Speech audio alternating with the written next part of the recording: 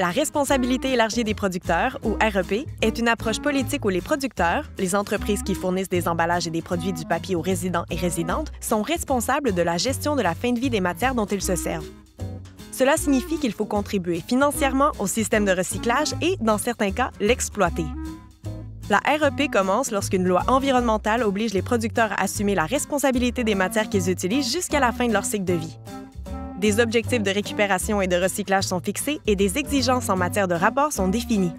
Cela permet de faire passer les matières du flux de déchets au système de recyclage.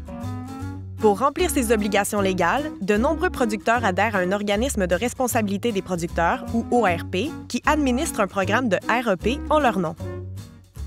Les producteurs paient des droits à un ORP et ce dernier utilise les recettes provenant des droits pour soutenir la collecte, le tri et le recyclage des matières.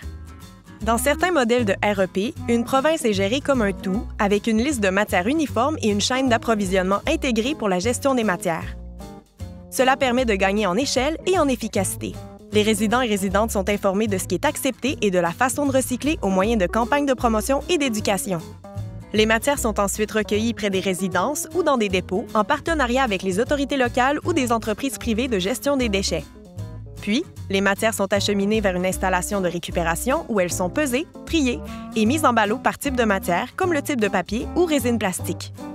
En raison de l'ampleur potentielle du système, la REP peut faciliter des investissements dans les infrastructures et les technologies de tri avancées, ce qui permet d'obtenir des matières de meilleure qualité et, enfin, de recycler une plus grande partie des matières.